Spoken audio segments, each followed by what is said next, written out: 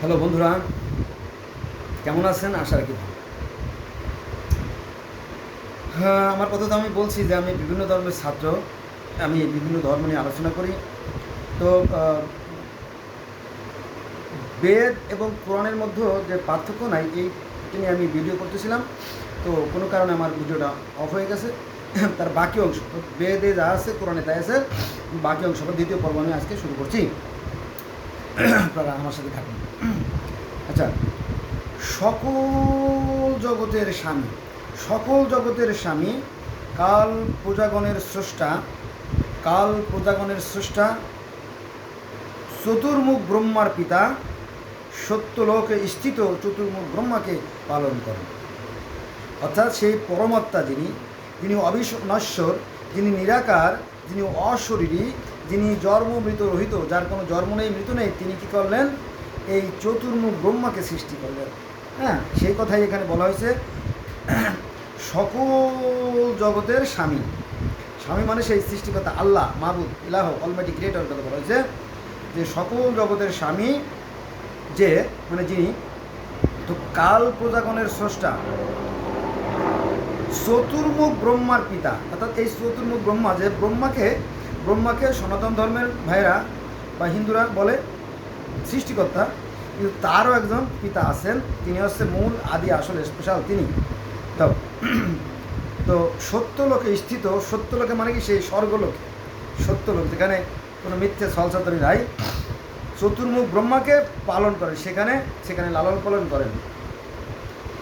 এই চতুর কথাটা আমাদের ইসলাম ধর্মে আছে। যেহেতু আমি মুসলমানদের সন্তান, আমাদের পবিত্র কোরআন শরীফে আজরাইল, জিব্রাইল, ইসরাফিল, মিকাইল চারজন ফেরেশতার কথা বলা আছে।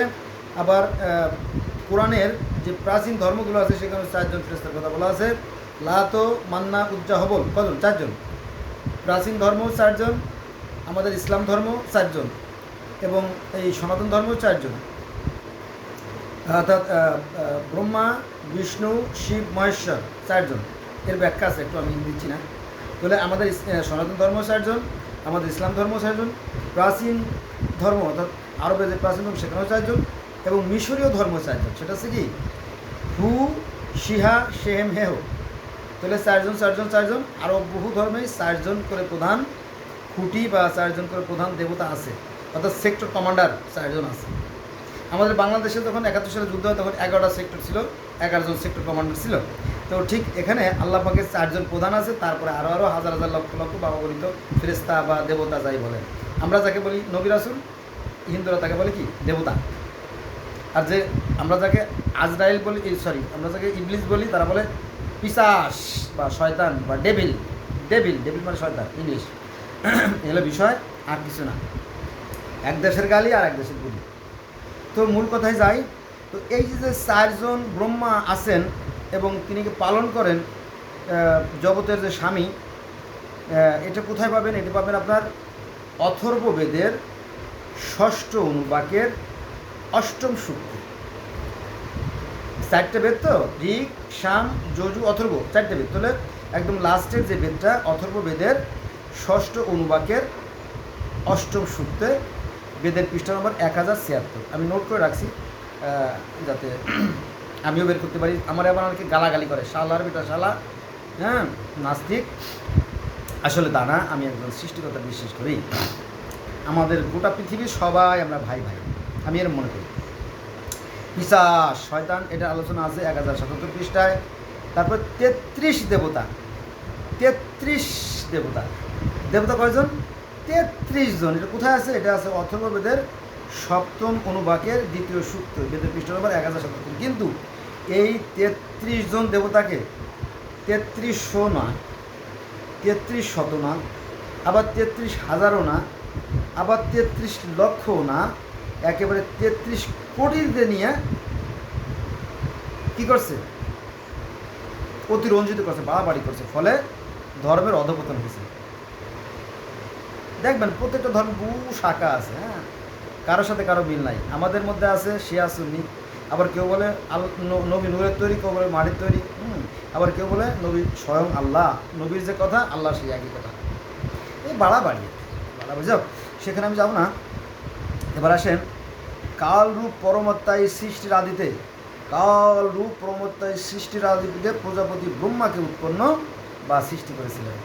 দেখেন সেই পরমাত্মা যিনি, যিনি অনন্ত সত্তা, যিনি অব্যয় অক্ষয়, হ্যাঁ, যিনি সীমাহীন, যার ক্ষয় লয় বিলীন পরিবর্তন ধ্বংস জন্ম মৃত কোনো কিছু নাই, যিনি অব্যক্ত যে শক্তি, যিনি সেই শক্তি কী করলেন, সেই শক্তি ব্রহ্মাকে উৎপন্ন করলেন, সেই কথাই বলা আছে। কিন্তু অধিকাংশ আমার প্রিয় সনাতন ধর্মের ভাইরা বা হিন্দু ধর্মের ভাইরা অনেকেই বেদ পড়েন না, জানেন না। কিন্তু আমি মুসলমানের সন্তান, সনাতন ধর্মের শুধু 36টা কিতাব পড়ছি, ইসলাম ধর্মের পড়ি নাই সেটা মনে করেন না। আমি কোরআন শরীফের একদম পাই পাই করে অসংখ্যবার পড়ছি, কোরআন শরীফ আর সহিহ হাদিসগুলো পড়ছি। এবং জাকির নায়েক বলেন আর অন্য নায়ক বলেন, সব বড় বড়, তারপর আপনার সেই মরিস বুকাইল বলেন আর সেই স্টিফেন হকিং বলেন, পৃথিবীর সেরা সেরা গ্রন্থগুলো আমি তাওরাত, জবুর, ইনজিল, বাইবেল, কোরআন, বেদ, ত্রিপিটক, জেন্দাবেস্তা, আবেস্তা, হ্যাঁ, মিশরীয় পুরাণ, গিরিনসের মহাকাব্য থেকে শুরু করে প্রধান প্রধান যে গ্রন্থগুলো, সেগুলো সৃষ্টিকর্তার অপার মহিমায় আমার পড়া তৌফিক হয়েছে, তাই আপনাদের জন্য আমি শেয়ার করছি। আমার ভুলভ্রান্তি ক্ষমা করবেন আর আমার দোয়া করবেন। তাহলে কালরূপ পরমাত্মা যিনি, যা পরমাত্মার কোনো ক্ষয় লয় বিলীন নাই, সেই পরমাত্মায় কী করলেন, সৃষ্টির আদিতে অর্থাৎ সৃষ্টির প্রারম্ভে বা সৃষ্টির শুরুতে প্রজাপতি ব্রহ্মাকে উৎপন্ন করেন। অর্থাৎ ব্রহ্মা কিন্তু সৃষ্টিকর্তা নন, এই ব্রহ্মাকে পরমাত্মা সৃষ্টি করেছেন। বোঝা গেছে? এটা আপনাদের বোঝা উচিত। তবে অনেকে বলে যে ব্রহ্মাই আমাদের সৃষ্টিকর্তা, তারা ভুল করে, ভুল করলে আল্লাহ ক্ষমা করবেন হয়তো। আচ্ছা, সৃষ্টি করেছিলেন এইগুলো কোথায় আছে এই বিষয়টা?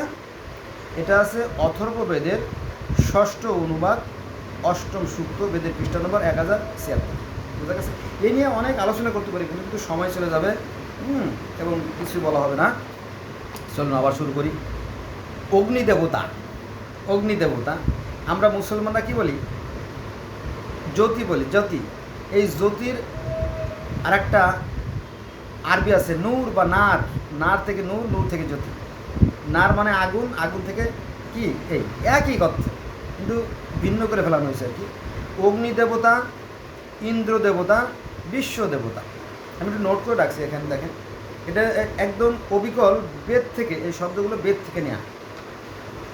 তো এই অগ্নি দেবতা, ইন্দ্র দেবতা, বিশ্ব দেবতা, মহাদেবতা, এই এই এই অগ্নির কথা হাজারো বার আছে বেদে, হাজারো বার আছে। আমি সেখানে গেলে মনে করি কিছুই বলা হবে না। যাও, তো হে অগ্নিদেবতা, আমি অগ্নির স্তুতি করি, অগ্নির স্তুতি করি। এটা আছে ঋগ্বেদ। আমরা যেমন মুসলমান, আমি মুসলমানের সন্তান, আমরা যেমন সেই জ্যোতি, আল্লাহ হচ্ছে জ্যোতিময়, আল্লাহ নুরিসামত আল্লাহ, কোরআনে আল্লাহ বলেছে জ্যোতিময়, এবং সূরা আনামের 103 নম্বর আয়াতেও বলা হয়েছে আল্লাহ হচ্ছে জ্যোতিরূপ।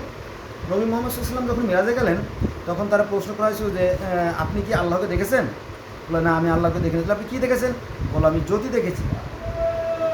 তো সেই জ্যোতি দেখেছেন, এখানেও সেই জ্যোতির কথা বলা হয়েছে। আমি অগ্নির স্তুতি করি বা জ্যোতির স্তুতি করি বা আলোর স্তুতি করি, সেই কথা বলা হয়েছে। এটা আছে কোথায়? এটা আছে ঋগ্বেদ সংহিতা 1ম মণ্ডল 1ম পৃষ্ঠা। বোঝা গেছে বিষয়? একই। তাহলে হিন্দু ধর্মরা সে জ্যোতি রূপকে মানে। তারপরে আপনার সেই যে জরথুস ধর্ম যে প্রতিষ্ঠাতা জরস্টান, তিনিও সেই জ্যোতিরূপ, জ্যোতির সাথে তার নদীর মোহনায় দেখা হয়েছিল। তারপরে সেই তুর পাহাড়ে বা সিনাই পর্বত, তোয়া পর্বতে সেই মোজেস, মুসা, যে নামে ডাকুক, এক এক ধর্ম এক নাম ডাকে, সেও সেই জ্যোতিরূপ। তারপরে আপনার মিশরীয় যে ফারাও রাজারা, তাদের ধর্ম ছিল না যদি ঈশ্বর দাবি করতে, এটা মিথ্যে কথা। কারণ তারা তাদেরকে ঈশ্বর দাবি করতে, এটা সত্য, কিন্তু তাদের যিনি সৃষ্টিকর্তা তার কাছে বলে মহা ঈশ্বর। যিনি সৃষ্টিকর্তাকে বলে মহা ঈশ্বর, তার নাম ছিল রা, অদৃশ্যের দেবতা। এই আমরাও তো অদৃশ্য থেকে আমাদেরকে পরিচালনা করা হয়। আমি সৃষ্টিকর্তা আমাকে অদৃশ্য থেকেই পরিচালনা করছেন, কোনো সন্দেহ নাই। তো আমি যদি বলি যে আমি ঈশ্বরের পুত্র, হ্যাঁ আমি তো ঈশ্বরের পুত্র বটে, তাই না? তিনিই তো আমাকে পরিচালনা করেন, তিনি তো আমাকে তার কুদরতি হাত দ্বারা সৃষ্টি করেছেন, তাই না? এই অর্থে বলাই যেতে পারে। এক দেশের গালি এক দেশের বলি, এটা বলা হয়। আচ্ছা, এবার আসেন অন্য বিষয়। হে ব্রাহ্মণিষ্পতি, তুমি সমস্ত জগতের ঈশ্বর। সেই মানে সৃষ্টিকর্তার অনেক নাম, যেমন আমরা মুসলমানেরা 100 নামে ডাকি, তো হিন্দুরা কি 100 নামে ডাকতে পারে না? তাদেরকে অধিকার নাই? হ্যাঁ, অবশ্যই ডাকে। একজন শিল্পী গান গাচ্ছিল, হে দয়াল সৃষ্টিকর্তাকে উদ্দেশ্য করে বলতেছে, হে দয়াল, তোমায় বহু নামে ধরা ধামে কত নামে ডাকি, জানিতে চাই দয়াল তোমার আসল নামটা কি। তো সৃষ্টিকর্তাকে যে নামে ডাকুক, সত্যিকার অর্থে তার মনের অন্তর থেকে ডাকটা আসতে হবে, তাহলে সেটা হবে সঠিক ডাক। তো এখানে সেই কথাই আছে, হে ব্রাহ্মণস্পতি তুমি সমস্ত জগতের ঈশ্বর, বিভিন্ন নামে তারা ডাকে। এটা আছে ঋগ্বেদের 136 পৃষ্ঠায়। তারপরে হে ইন্দ্র স্বর্গের রাজা, আমরা জানি যে নবী আল্লাহ পাক তো সেই স্বর্গরাজ্যের রাজা। আদম হওয়া তো একসাথেই ছিলেন একসময় আল্লাহর পাশে, পরে তারা স্বর্গচ্যুত হয়ে পৃথিবীতে চলে আসে, ওই কাহিনী। হে ইন্দ্র তুমি বিশ্ব সৃষ্টিকর্তা, তুমি সৃষ্টিকর্তা। এটা আছে বেদের 540 পৃষ্ঠায়। তিনি হতে অর্থাৎ সেই ঈশ্বর থেকেই, সেই আল্লাহ হতেই, সেই মাহবুদ হতেই, সেই হিরণ্যগর্ভ হতেই, সেই পরম ব্রহ্ম হতেই, অথবা সেই ঈশ্বর ব্রহ্ম হতেই, বা সেই তাও হতেই, বা সেই টিয়ান হতেই, অর্থাৎ এক এক ধর্মে এক এক নামে তাকে ডাকে। তিনি হতেই পৃথিবীর আকাশ দুলক গুলক বিস্তীর্ণ হয়েছে, সব কিছু তার থেকেই সৃষ্টি। সেই কথা এখানে আসছে। সে সকল দেবতার উদ্দেশ্যে, মানে যে সকল দেবতাদের উদ্দেশ্যে তারা যজ্ঞ করে, তারা শেষে জন্মেছেন। এটা আছে ঋগ্বেদের নবম মণ্ডলের 149 সূক্তে, বেদের পৃষ্ঠ নম্বর 542-এ। এখন যে সকল দেবতারা উদ্দেশ্যে আমরা যজ্ঞ করি বা ধ্যান করি, তপস্যা করি, ইবাদত করি, তারা শেষে জন্মালেন কেন? কারণ যিনি সৃষ্টিকর্তা, যিনি সেই পরমাত্মা, তার তো কোনো নাই, অভাব নাই, কিন্তু অভাবমুক্ত, তার ইবাদত বন্দেগীর প্রয়োজন নাই। মনে করেন যে আমরা যখন কোনো মামলা করতে যাই, তখন কোনো বিচারকের সাথে সরাসরি দেখা করি না, আমরা প্রথমে যাই মোহরি পিস্কারের কাছে, তারপরে যাই উকিলের কাছে, তাই না? অনেকটা এরকম কি বিষয়টা। তো এরকম কি দেবতাদের উদ্দেশ্যে সনাতন ধর্মে যারা আছে তারা পূজা পার্বণ করে থাকে বা আরাধনা করে থাকে, কিন্তু সেই পরমাত্মা মহেশ্বর, তার কাছে যাওয়াটা এত সহজ নয়। তারা যাবে কেরা? তার কাছে যাবে বড় বড় দেবতা, যারা স্বর্গের দেবতা, তারা যাবে, নইলে সিস্টেম ব্রেক হয়ে যাবে, ভেঙে যাবে, ঠিক না? রাইট। আর আমরা সরাসরি আল্লাহরে না দেখেই হাত পাড়িয়ে দেই। এর এটা কতটা যুক্তিযুক্ত আমি জানি না। তিনি বিনা অবলম্বনে দুলককে দৃঢ়রূপে বেঁধে রেখেছেন। এই যে পৃথিবী, দুলক স্বর্গ মত্ত সবগুলো অদৃশ্যভাবে বেঁধে রেখেছেন। এটা আছে ঋগ্বেদের নবম মণ্ডলের 149 সূক্তে, বেদের পৃষ্ঠ নম্বর 542-এ। তো এই কথাটা যে বিনা অবলম্বনে, বিনা খুঁটিতে এই পৃথিবীটাকে আল্লাহ ধরে রেখেছেন বা বেঁধে রেখেছেন, এই কথা কোরআনেও আছে, বোঝা গেছে। হে ইন্দ্র তুমি সর্বদর্শী। আল্লাহ ভক্ত সব কিছু দেখেন, তাই না? আমরা যারা গ্রামের না শহরের হোক, মানে যারা সাধারণ মানুষ, যারা গরিব মানুষ, যাদের সামর্থ্য নাই, যারা মামলা মোকদ্দমা করতে গেলে টাকা লাগবে, পেটেই ভাত জোটে না, মামলা করবে কি, তারা অনেক সময় আল্লাহর কাছে বিচার দেয়, হে আল্লাহ তোমার কাছে বিচার দিলাম, তোমার কাছে নালিশ দিলাম, তুমি দেখো সে আমার পর অত্যাচার করছে। তো ওই একই কথা, হে ইন্দ্র তুমি সর্বদর্শী, তিনি সব কিছু দেখেন। কে? সেই সৃষ্টিকর্তা, গোটা বিশ্ব ব্রহ্মাণ্ডের সব কিছু, শুধু পৃথিবী না, সব কিছু তিনি দেখেন, সব কিছু তার নখদর্পণে। সে কথায় বলা হয়েছে, এটা কোথায়? এটা আছে বেদের 566 পৃষ্ঠায়।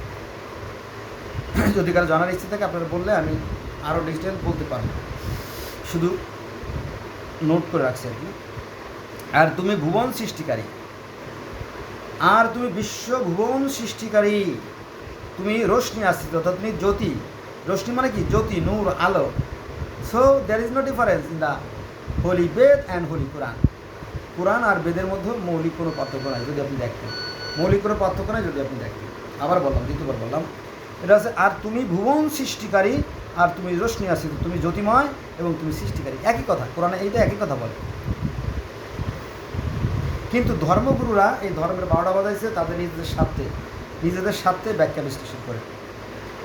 কীভাবে ধ্বংস আসছে বলবো, আসেন আমার সাথে। দেখেন যে ব্রাহ্মণ মুখ থেকে সৃষ্টি, তারপরে ক্ষত্রিয় বাহু থেকে সৃষ্টি, বৈষ্ণব উরু থেকে সৃষ্টি, বৈশ্য আর কি, আর শূদ্র পাদোদয় থেকে উৎপন্ন। এটা অথর্ববেদ 21 অর্থাৎ 21 অধ্যায় আর কি, এবং 21 অধ্যায় বেদের পৃষ্ঠা নম্বর 72। বুঝলাম? এই যে হিন্দুদের মধ্যে 4টে ভাগ, অর্থাৎ কি ব্রাহ্মণ, ক্ষত্রিয়, বৈশ্য এবং শূদ্র, এই যে 4টে ভাগ করা হয়েছে, এই ভাগ্যের ফলে এই ধর্মটা খুব দ্রুত পতন ঘটছে। কীভাবে বলবো, একটা গল্প বলতে হয়। সেটা হচ্ছে যে একবার গোটা শরীর ওরা আন্দোলন করে বিদ্রোহ করলো যে আমরা খাবো না। চোখ বললো আমি আর তাকাবো না, মুখ বললো আমি আর কথা বলবো না, আমি কোনো আহার মুখে নেবো না, এরকম কি বিষয়টা। তারপর হাত বললো আমি কোনো খাবার হাতে তুলে মুখে তুলে দেবো না, পেট শুধু খায় আর খায়, পেট শুধু খায় আর খায়। এই গল্পটা কোনো ক্লাস 6, 7 বা 8, 9 কোনো একটা ক্লাসে আমরা পড়ছি আর কি। তো পেট শুধু খায় আর খায়। তারপর ওরা আন্দোলন করলে খাওয়া দিল বন্ধ করে, খাওয়া বন্ধ করে দিলে আস্তে আস্তে পুরো শরীর, চোখে ঝিম এসে গেছে, মাথা ঝিমঝিম করে, হাত পা অবশ হয়ে আসে, পুরো শরীর ক্লান্তি। তখন ওরা আবার সিদ্ধান্ত নিল যে হায় হায় আমরা সবাই তো অচল হয়ে যাচ্ছি, দুর্বল হয়ে যাচ্ছি, করো নাকি। তখন ওরা নিজেরাই বুঝতে পারলো হায় হায় না, আমরা যে সিদ্ধান্ত নিচ্ছি এটা সঠিক না, পেট শুধু খায় না, আমাদের সবার খাবার সাপ্লাই দেয়। বন্ধুরা, হিন্দুরা যদি বুঝতো যে না, এই পায়ের উপর ভর করেই পুরো শরীর চলতে হয়, মাথাকে চলতে হয়, অতএব পাকে সবার আগে মূল্যায়ন করতে হবে। এবং উরু না চললে পুরো দেহ অচল, কারণ উরু তো সারাদিন হাঁটে, সারাদিন চলে, উরুর গুরুত্ব তার চেয়ে সবচেয়ে বেশি। আর বাহুর মূল্য কী? বাহু মানে এখানে ক্ষত্রিয়দেরকে বাহু বলা হয়েছে। আরে একটা বাহু না থাকলেও তো চলে, 2টে বাহু না থাকলেও তো চলে, কিন্তু নিজের পা না থাকলে তো চলে না। এই জিনিসটা ভাবা দরকার ছিল না। আমি সনাতন ধর্ম বা হিন্দু ধর্মের ভাইদের বলছি। তারপরে মুখ, আরে বাবা মুখ থেকে ব্রাহ্মণ নিষ্পত্তি। মুখের যাদের জবান নাই তারাও কিন্তু বুবা, তারাও কিন্তু চলে, যারা লুলা তারা কিন্তু চলতে পারে, কিন্তু পা না থাকলে চলাই যায় না। অতএব সমান গুরুত্ব বহন করে, প্রত্যেকটা অঙ্গই সমান গুরুত্ব বহন করে। এই জিনিসটা যদি সনাতন ধর্মের যারা ব্রাহ্মণ বা ধর্মগুরু যারা তারা যদি বুঝতো, তাহলে মানুষের মধ্যে এই যে ব্রাহ্মণ, ক্ষত্রিয়, বৈশ্য, শূদ্র, চারবাক বিভিন্ন ধর্ম সৃষ্টি হতো না। এবং এই ভুলভাল ব্যাখ্যা করার কারণে ধর্মটা ধ্বংস হয়ে গেছে। আচ্ছা বন্ধুরা, মূল আলোচনায় ফিরে যাই। এটা হচ্ছে যে দেবতা এবং অসুরদের যুদ্ধ, জানেন তো। এই দেবতা এবং অসুরদের যুদ্ধ এটা সনাতন ধর্মে আছে, বেদের 817 পৃষ্ঠায়।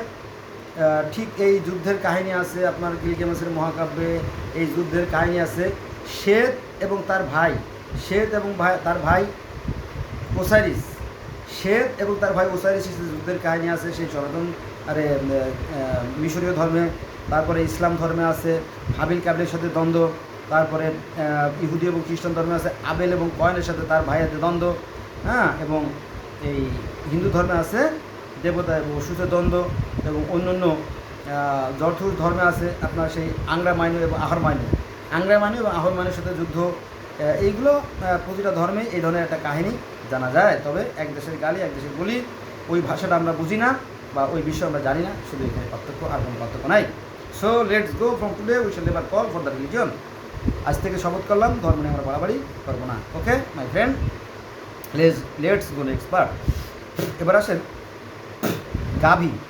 গাভীর কথা তো আমি ভিডিওর প্রথমে আলোচনা করেছিলাম। তো আমাদের পবিত্র কোরআন শরীফের প্রথম যে সূরা বাকারা, তারপরে গাভী বা গরু বা বলদ। তো এই গাভী বা গরু বা বলদের কথা আবার বেদেরও প্রথমে আছে, অর্থাৎ ঋগ্বেদের প্রথম মণ্ডলে 164 সূত্রে গরুর কথা বলা আছে। আর এখানে আপনার বেদের 906 পৃষ্ঠ সেই গরুর কথা আছে। গরুর কথা বহু জায়গা আছে। তারপরে সাপ, ময়ূর, ইঁদুর এই কথা যেমন পুরাণে আছে, বেদেও সেরকমতে আছে। এটা আছে সাপ, ময়ূর, ইঁদুরের কাহিনী আছে আপনার বেদের 938 থেকে 39, 10 পৃষ্ঠা জুড়ে। তারপর মৃত্যু সম্বন্ধে বিস্তারিত আছে বেদে, সেখানে আমি যাব না। এটা আছে 955 পৃষ্ঠায়। মৃত্যু সম্বন্ধে কম জ্ঞান দেওয়া হয়েছে, এগুলো কোরআনে আছে। সৃষ্টির পূর্বে কিছুই ছিল না, কেউ ছিল না, এটা কোরআনেও আছে, বেদেও আছে। এটা আছে বেদের 958 পৃষ্ঠায়। মায়া শক্তি, আমাদের যে সৃষ্টিকর্তা ঐশী শক্তি বা কুদরতি শক্তি দ্বারা তিনি কি যদি বলেন কোন বললেই হয়ে যায়। আর এখানে বেদে বলা হয়েছে মায়া শক্তি দ্বারা সৃষ্টিকর্তা কি সৃষ্টিকার্য করে থাকে, তিনি শুধু বলেন হও আর হয়ে যায়। Equal, there is no difference if you analysis. একই বিষয়, কিন্তু আমরা জানি না। ধর্মগুরুরাই সবচেয়ে বড় সমস্যা। এই ধর্মগুরুরাই 12টা বাজেছে ধর্মের, তাদের নিজেদের স্বার্থে এই ধর্মকে বিকৃত করে, মানুষের মধ্যে মানুষের বিভেদ সৃষ্টি করে। যাই হোক, তারপরে আপনার দিন, মাস, বছর, ঋতু পরিবর্তন সম্বন্ধে বিস্তারিত আছে সময়, এটা নিয়ে বেদে যথেষ্ট আছে, কোরআনের চেয়ে অনেক বেশি আছে, কারণ এটা বিশাল গ্রন্থ। আচ্ছা, তিনি বিরাট পুরুষ, যার থেকে সমগ্র সৃষ্টি, মানে এই যে বিশ্ব ব্রহ্মাণ্ড, মানে বিশ্ব ব্রহ্মাণ্ড হচ্ছে একটা পুরুষ তুল্য, আর পৃথিবীর সমগ্র পৃথিবীর যে পানি, এটা হচ্ছে ঈশ্বরের বীর্য তুল্য। হ্যাঁ, আর অণ্ড, ব্রহ্ম অণ্ড, অণ্ড থেকে সমস্ত সৃষ্টি, যেমন পুরুষের স্পাম, সিমেন্ট থেকে যেমন সন্তানের উৎপন্ন হয়, তো ঠিক এরকমই এই পানি থেকে সব কিছু উৎপন্ন হয়। এটা অকল্পনীয় বিষয়, সবার ব্রেনে ধরবে কিনা আমি জানি না, এটা বিশাল। কারণ একটা লোক 1 পোয়া চালের ভাত খাইতে পারে, কিন্তু সে 100 মণ চালের ভাত খাইতে পারে না। তবে হ্যাঁ, তাকে 100 মণ চালের ভাত খাওয়ানো যেতে পারে, তবে অন্তত 100 বছর সময় লাগবে, একটু একটু একটু করে। আমার কথা নিশ্চয়ই বুঝতে পারছেন, তাই না? তো তিনি হচ্ছে বিরাট পুরুষ, যার থেকে সব কিছু সৃষ্টি, সমস্ত সৃষ্টি। এটা আছে বেদের 1055 পৃষ্ঠায়, যা আছে বিশ্বব্রহ্মাণ্ডে তা আছে দেহবণ্ড, অর্থাৎ তিনি আছে বিশাল। এ কথা আমাদের মারফতি লাইনে কিছু কিছু লোক এটা বিশ্বাস করে আর কি। আপনি দেখবেন যে প্রকৃতিতে যে সমস্ত উপাদান আছে, এই মানব ভাণ্ডারেও সেই একই উপাদানে গঠিত, বুঝা গেছে? তো চলেন আর একটা বিষয় আলোচনা করি। আদমকে মাটিতে ফেলা হয়েছিল, জানেন তো? আমাদের ইসলাম ধর্মে আছে যে আদম আলাইসাল্লামকে এবং হাওয়াকে জান্নাত থেকে একজনকে শ্রীলঙ্কা আর একজনকে কোথায়, সেই দুই জায়গা ফেলে দেওয়া হয়। সেই কাহিনী যেমন আছে, এখানেও সেই কাহিনী আছে। হে দেবতাগণ, তোমরাই আমাকে নিচে পতিত করেছ, তোমরাই আমাকে ঊর্ধ্বে তুলে লও। হে দেবগণ, হয়তো আমি অপরাধ করেছি, পূর্ববার প্রাণ দান করো। এটা আছে ঋগ্বেদের নবম মণ্ডলের 107টি সূক্তে। তারপরে আছে আম্ম নাম পুরুষ পত্নী হব্বাবতী। এখানে আদমকে বলা হয়েছে কি আদম, আর হাওয়াকে বলা হয়েছে হব্বাবতী। এটা কোথায় পাবেন যে ভাই আপনি কি গাঁজা ডেট ফেল আবার গাঁজা খেয়ে ফেলাইছেন নাকি? অনেকে কিন্তু বলে, কিন্তু আমি জানি আমি জানি অনেক অনেক বাটপাড় আছে, হ্যাঁ, বুঝছেন? ধর্মের ধও জানে না, শুধু নামে ধার্মিক। তো এই যে যে কথাটা বললাম যে সনাতন বা হিন্দু ধর্মে আদম হাওয়াও আছে, জমজমিও আছে, মনুষ্যতারও আছে, কারণ যে এই ধর্মটা বিশাল ব্যাপক একটা ধর্ম, তো সবই এখানে আছে। এটা কোথায় পাবেন? এটা আছে ভবিষ্য পুরাণ, নবভারত পাবলিকেশনস থেকে প্রকাশিত। ঠিকানা হচ্ছে 72D মহাত্মা গান্ধী রোড, কলকাতা 7409। এই ঠিকানায় যে ভবিষ্য পুরাণ বই, সেই বইয়ের এই কাহিনীর উল্লেখ আছে। আরও আছে, চলেন। বিষ্ণু কর্দম থেকে ম্লেচ্ছের বংশ প্রবর্তনকারী উৎপন্ন হয়েছিল। এই যে মিলেস্য মানে এই মুসলমানকে বলা হয় মিলেস্য জাতি, আর কর্দম মানে তো কাদা বা মাটি। এখানে কিছু কথা বলতে হয় বন্ধুরা। এই যে কাদা বা মাটি থেকে যে আদম সৃষ্টি, এই কাদা থেকে যে আদমের সৃষ্টি, এটা আমাদের ইসলাম ধর্মে আছে। আবার সেই মিশরীয় যে ধর্ম, সেই মিশরীয় ধর্মে যে সেই অদৃশ্যের যে সৃষ্টিকর্তারা, তিনি শ্বেত সুটকে নির্দেশ দেয়, এবং তিনি কুমারের চাকার যে কাদা মাটি দিয়ে সু এবং তেপনাথকে, অর্থাৎ প্রথম মানবকে সৃষ্টি করে, সে কথা বলা আছে। এবং আপনি যদি তাওরাত, জব্বুর, ইনজিল, বাইবেল, ত্রিপিটক দেখেন, তো সেখানেও দেখবেন যে ত্রিপিটক না, ভুল হয়ে গেছে, ত্রিপিটক চলে আসছে মুখে। তো সেখানেও মাটি দিয়ে, অর্থাৎ শেষ দিন, বাইবেলের যে আদি পুস্তক তার প্রথম অধ্যায় একদম প্রথম পৃষ্ঠায় আপনি দেখবেন যে মাটি দিয়ে বা ধুলা দিয়ে তিনি সেই অ্যাডাম বা হবাকে সৃষ্টি করেন। হ্যাঁ, তিনি তার মতো করে, হ্যাঁ তিনি তার মতো করে, তিনি তার মতো করে সৃষ্টি করেন। অর্থাৎ ঈশ্বর বা আল্লাহ তিনি মানুষকে তার মতো করে, তার আকৃতি করে সৃষ্টি করেন।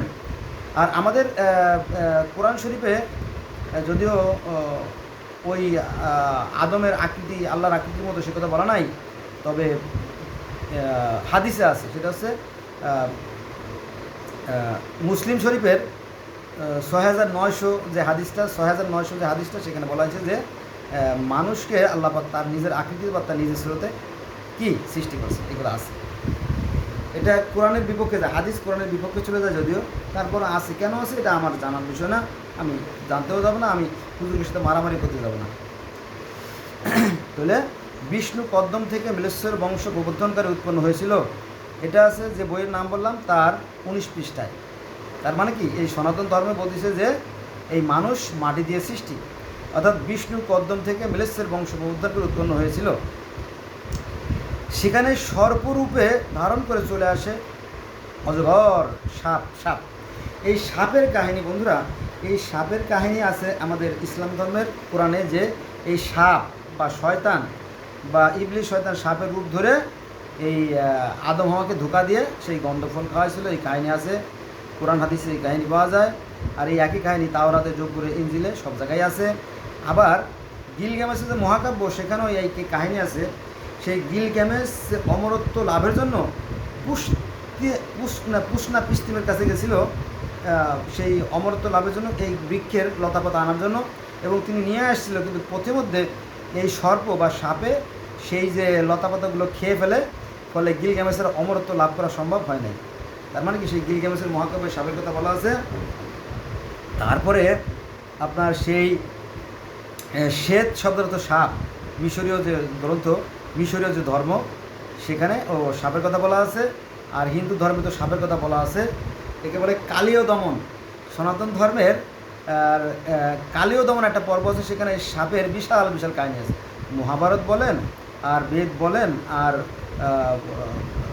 গীতা বলেন, সব জায়গায় এই সাপের কাহিনী আছে।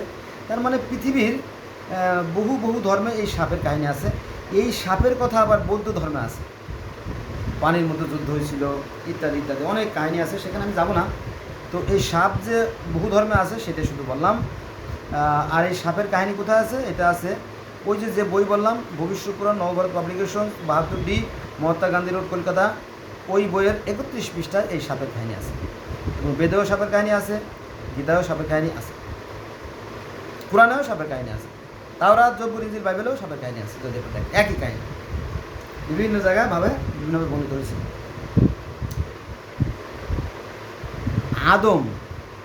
আদম রম্যফল ভক্ষণ করে উদম্বর পাতার দ্বারা আসন তৈরি মিলেস্য হয়ে যায়। মিলেস্য মানে অপবিত্র। মিলেস্য আপনারা মনে রাখবেন যে আমরা মুসলমানরা, আমি মুসলমান সন্তান, আমরা হিন্দুদেরকে বলি কাফের, অর্থাৎ নরকের কীট। আর হিন্দুরা আমাদেরকে মিলেস্য বলে। মিলেস্য শব্দ নোংরা, অপবিত্র, গোত্র থেকে চ্যুত হয়ে গেছে যেগুলো, সেগুলো। এই মুসলমান কিন্তু একসময় হিন্দু ছিল, আপনারা জানেন তো, পরে সেখান থেকে আবার অন্য ধর্মে চলে আসছে, তো সেখান থেকে তারা অপবিত্র হয়ে গেছে, এরকম একটা ধারণ তাদের। যেমন খাজা মঈনুদ্দিন চিশতি রহমতুল্লাহ আলাইহি 99 লক্ষ লোককে মুসলমান বানাইছিল। তার মানে হিন্দু থেকে তারা চলে আসছে, তারা অপবিত্র হয়ে গেছে, অনেকটা সেরকম ধারণা আর কি। তো আদম রম্যফল ভক্ষণ করে। আমার মনে হয় যে কোরআনে হাদিসে এভাবে বর্ণনা করা আছে যে আদম হাওয়া যখন সেই গন্ধত্ব নাই, গন্ধ শব্দ কোরআনে নাই, তো সেই গন্ধ ফল অর্থাৎ কোনো একটা বৃক্ষের ফল খায়, তখন তাদের শরীর অপবিত্র হয়ে যায়, তখন তাদের শরীর উলঙ্গ হয়ে যায় এবং তারা অপবিত্র হয়ে যায়। তারপরে ডুমুর বৃক্ষের পাতা দ্বারা তাদের শরীর প্রশোধন করে। আর এখানে বলা হয়েছে উদম্বর পাতা, এই একই কাহিনী। কিন্তু এই পাতার কথা ইহুদি ধর্মে আছে, এই পাতার কাহিনী খ্রিস্টান ধর্মে আছে, এবং এই পাতার কাহিনী ইসলাম ধর্মে আছে, আর এই পাতার কাহিনী সনাতন ধর্মে আছে। বোঝা গেছে বিষয়টা? কিন্তু আমরা না জানার কারণে আমাদের মধ্যে মতবিরোধ সৃষ্টি হয়। আজকে হলো 22/4/2024 আজকে তো গতকালকে দেখলাম যে ফরিদপুরের ওই দিকে সম্ভবত ফরিদপুরে একটা ঘটনা ঘটছে যে ওই মন্দিরকে কেন্দ্র করে, মন্দিরে কে জানে আগুন দিছে বা কী জানে একটা ঘটনা ঘটছে, তো সন্দেহ করে 2 জনকে মেরে ফেলেছে, হত্যা করে ফেলেছে। এই কাহিনিটা এটা আজকের খবর, ইউটিউব থেকে দেখলাম। তো এই হলো খুনোখুনি, বুঝছেন? যাক, তো উদম্বর পাতার দ্বারা, আর এটা এই পাতার কাহিনী ইহুদি ধর্মে আছে, খ্রিস্টান ধর্মে অর্থাৎ তাওরাতেও আছে, জবুরে আছে, ইনজিলে আছে, বাইবেল আছে, জেনেসিসে আছে, তালমুদে আছে, কোরআনেও আছে, এমনকি বেদেও এই কি বৃক্ষের পাতার কাহিনী আছে। তার মানে কি, আপনি বেদটাকে তো নট অ্যালাউ করতে পারতেছে না, তাই না? তার মানে কোরআনে যা আছে বেদে তাই আছে। মিলেস্য মানে অপবিত্র হয়ে যায় বা নোংরা হয়ে যায়, সেই কথাও আসছিল। তো নুহের বন্যা আমাদের ইসলাম ধর্মে কোরআন হাদিসে যেমন নুহের বন্যা আছে, সেই নুহের বন্যা সেই গিলগামেশের মহাকাব্যে পুতনি পিস্তিম তিনি মহাপ্লাবন থেকে তার পরিবার রক্ষা পাইছিল, সে আর কি 10,000 বছর আগের কাহিনী। অর্থাৎ সেই গিলগামেশের মহাকাব্য, সেই বন্যার কাহিনী আছে। তারপরে মিশরীয় পুরাণ, সেখানে বন্যার কাহিনী আছে। এই যে সনাতন ধর্ম, সেই সনাতন ধর্মে ও এই বন্যার কাহিনী আছে। তারপরে তাওরাত, জব্বুর, ইনজিল, বাইবেল অর্থাৎ ইহুদি খ্রিস্টান সব ধর্মে এই বন্যার কাহিনী আছে। অতএব পালানোর কোনো সুযোগ নাই। তারপরে বলি, এই যে বলি মানে কুরবানি, মানে হিন্দুরা বলে বলি, আমরা বলি কুরবানি। হিন্দুরা কালী পুজোয় কুরবানি বলি দেয়, আর আমরা কুরবানি দিতে কুরবানি দিই, একই বিষয়। এখানে বলেছে রাজা রন্তি দেবের পাকশালায় প্রত্যেক দিন 2,000 গরু পাক হতো, অর্থাৎ রান্না হতো। এটা আছে, এটা কোথায় পাইছেন যে ভাই এই যে হিন্দুরা গরু খায়, এটা কোথায় পাইছেন? এটা আছে মনু সংহিতা, লেখকের নাম আছে মানবেন্দু বন্দ্যোপাধ্যায় শাস্ত্রী। আর যে লেখা বই, এই বইয়ের 177 পৃষ্ঠা। আর এই বইটা ছাপানো হয়েছে মহাভারত বই আর কি। লেখক রাজশেখর বসু, পৃষ্ঠা নম্বর 40 বনপত্র। সেখানে এই গরু জবাইয়ের কাহিনী আছে। আগেকার দিনে হিন্দুরা কিন্তু আপনার এই নর বলি, অশ্ব বলি, মহেশ বলি, পাঠা বলি, দুম্বা বলি, উট বলি সব কিছু কিন্তু দিত। পরবর্তীতে আস্তে আস্তে তাদের একটা উন্নতি হয়েছে, পরিবর্তন হয়েছে, সংস্কার হয়েছে। তারপরে শিশু বাচ্চাদেরকে বলি দেওয়া হতো সেটা, তারপরে বিধবা প্রথা, তারপরে সতীদাহ প্রথা, এই ধরনের অনেক উন্নয়ন হয়েছে। কিন্তু আমরা মুসলমানদের সেই পরিবর্তনগুলো আসে নাই। বোঝা গেছে বিষয়টা? তো বন্ধুরা, আমার মাথা গরম হয়ে গেছে। আপনারা তো জানেন যে আমি বিভিন্ন ধর্মের একজন ছাত্র। তো অনেকে এই জিনিসটা ভালো চোখে দেখে না। কেন দেখে না জানেন? অতি বড় হয়েও না ঝড়ে ভেঙে যাবে, আর অতি ছোট হয়েও না ছাগলে গড়ে খাবে। মুশকিল না? আবার মাঝখানে পড়লে তুমি পাটা পোতার মতো মরিচ পিসার মতো চ্যাপটা হয়ে যাবে। আমার কথা বুঝছেন? অতি বড় হয়েও না ঝড়ে ভেঙে যাবে, আর অতি ছোট হয়েও না ছাগলে মুড়ে খাবে। আর মাঝখানে থাকলে তুমি পাটা আর পুতোর মাঝখানে যেমন মরিচ পেশে তেমনি চ্যাপটা হয়ে যাবে। মানে বিপদ কিন্তু সব জায়গায় আছে, অতএব বিপদ থাকবে, আমি সেটা মনে করি। আর সেটা নিয়েই চলতে হবে। অনেকে আমার যারা সমগোত্রের ভাইরা আছে মুসলমান, তারা অনেক আজে বাজে কথা বলে। ঠিক আছে বাবা, তাদেরকে আমি গরু ছাগলের চেয়ে ছোট মনে করি। নির্ভুল সৃষ্টিকর্তার কোনো বিধানে পরিবর্তন নাই, তিনি এক এবং অদ্বিতীয়, এবং তিনি সকল জগতের স্বামী। আমি যেটা মনে করি যে আমাদের একটাই মাত্র চন্দ্র, যিনি রাতে উঁকি দেন, দিনেও দেন। আর একটাই সূর্য, একটাই আকাশ, একটাই পৃথিবী ভূভাগ। আমরা গোটা পৃথিবীর সকল মানুষ অক্সিজেন নিয়ে বেঁচে থাকি, আর গোটা পৃথিবীর মানুষকে গাছ অক্সিজেন সাপ্লাই দেয়। তাই আমরা গোটা পৃথিবীর মানুষ, আমরা একই পরিবারের সন্তান, একই স্রষ্টার সৃষ্টি। যেটা কোরআনও তাই বলে যে সকল মানুষ একই আদমের সন্তান, পরে তারা মতভেদ সৃষ্টি করে বিভিন্ন দলে বিভক্ত হয়ে গেছে। আমি আল্লাহ, আমার পূর্ব পরিকল্পনা থাকলে হতো না। অতএব আমরা সবাই একই পরিবারের সন্তান, গোটা পৃথিবীর মানুষ আমরা একই স্রষ্টার সৃষ্টি। এটা যেমন কোরআনের কথা, সেটা আমারও কথা। তো একটা কবিতা আমি মাঝে মাঝেই বলি, সেই কবিতাটা বলে আমি আজকে ভিডিও শেষ করে দেবো। আপনারা নিশ্চয়ই বুঝবেন আমার কথা। যে জগৎ জুড়িয়া এক জাতি আছে, সে জাতির নাম মানুষ জাতি। একই পৃথিবীর স্তন্যে লালিত, একই রবি শশী ওদের সাথী। শীত তাপ ক্ষুধা তৃষ্ণার জ্বালা, সবাই মোরা সমান। জলে মরি বাসে পাইলে ডাঙ্গা, ধল আর কল বাহিরে কেবল, ভিতরে সবাই সমান রাঙা। ভিতরে সবার সমান রাঙা বলতে সবার রক্তই লাল, গোটা পৃথিবীর মানুষের সবার রক্ত লাল। আর স্তন, পৃথিবীর স্তন বলতে আমরা 2 বছর মায়ের দুধ পান করি। 2 বছর মায়ের দুধ পান করার পরে যখন আমরা একটু শক্ত একটু বড় হই, তখন আমাদের কিন্তু হালা, মানে একটু ভাতের মাড়, অথবা একটু সুজি, চাউলের সুজি, অথবা একটু পায়েস, অথবা একটু খিচুড়ি আস্তে আস্তে খাওয়া। এগুলো কিন্তু এই যে মানে পৃথিবী নামক যে ধরা, বসুন্ধরার যে স্তন, এই স্তন থেকে এটা কিন্তু আসে এবং আমরা এই স্তন থেকেই কিন্তু আমরা কি আজীবন আহার করে যাই। আমাদের রোগ শোক ব্যাধির যে পথ্য সেটাও তো আমরা এই দেখতে পাই এবং আমরা একসময় চিরতরে সেই মায়ের কোলেই আবার সমাধিত হয়ে যাই, মরে যাই। আমরা এই এই প্রকৃতি মায়েরই সন্তান।